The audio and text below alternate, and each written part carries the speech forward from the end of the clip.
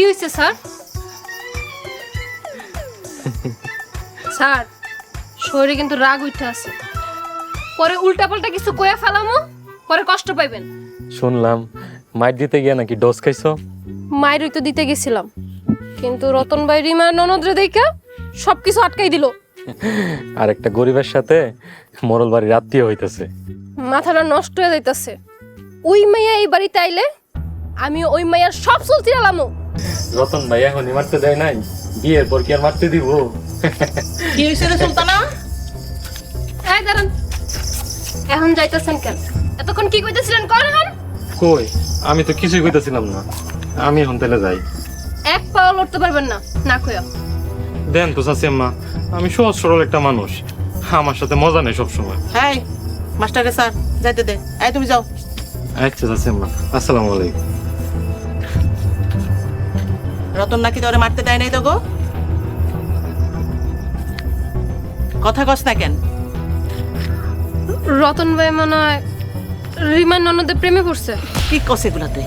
কি কস? তুমি আমারে মারলা কেন?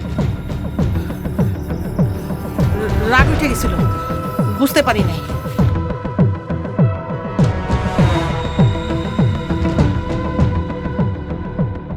মোরল বাড়ির লোকজন তো সোহাগ ভাইয়ের বাড়িতে হামলা করতে আইছিল। ওরা মারামারি করতে চাইছিল, তারপর এদিক দিয়ে সোহানা মোরল বাড়িতে হামলা করতে গেছিল। সোহানা একা মোড়ল বাড়িতে হামলা করতে গেছিল? হ, সোহানার মেলা সাহস আছে। হ, তারপর সোহান আর মোরলের পোলা মুখামুখি হওয়ার পর তো অন্য ঘটনা ঘটে গেছে। কি ঘটনা? অগ দুইজনের ভিতরে আগের থেকে একটা গভীর সম্পর্ক আছিল, কিন্তু দুইজনের পরিচয় আগের থেকে কেউ জানতো না। সোহাগের লগে মোড়ল বাড়ির পোলার সম্পর্ক? সোহাগ ভাই বিয়ে করছে মোরল বাড়িতে। তুমি মোরল বাড়ির বড় মাইয়ারে পছন্দ করো, আমি কামের মাইয়ারে। তাইলে সোহানা মোরল বাড়ির পোলার লগে প্রেম করলে এই জায়গায় তো অবাক হওয়ার কিছুই নাই। কথাটা তুই খারাপ কস নাই। এখন সোহাগ ভাইরে জেল থেকে বের করতে হইব, আর ভাবিরও খুঁজে বের করতে হইব।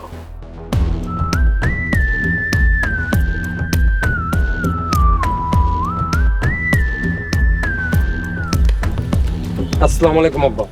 ওয়ালাইকুম আসসালাম। আব্বা আমাকে ডাকছেন? হ্যাঁ, ভাইজান তো বলে ডাকছে। আব্বা কও কি কইবা? তোমরা কি গতকালকে ওই ছোট লোকের বাড়িতে হামলা করতে গেছিলা? হ্যাঁ আব্বা গেছিলাম, কিন্তু রাস্তা থেকে ফিরে আইছি। মান সম্মান সব শেষ করে দিয়ে আইছস, রাস্তা থেকে ফিরে আইছস কেন? রতন ওই বাড়ির এক মাইয়ারে মারতে দেয় নাই কা। ওই হারামির মায়ের কেন মারতে দাস না? আব্বা একটা মায়ের গায়ে হাত দাও কি ঠিক হইতো?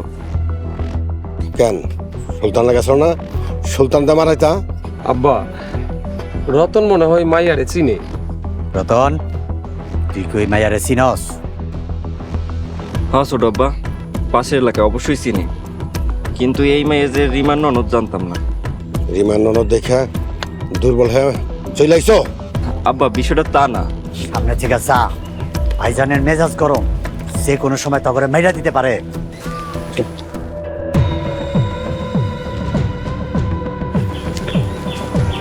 ভাইজান, মোরল বাড়ির ইজ্জত সুরুজ ছাড়া কেউ রাখতে পারবো না। সুরুজের সারানের ব্যবস্থা করেন। বিকালবেলা উকিলের কাছে যাব, সুরজের জামিনে ছাড়াই আনবো।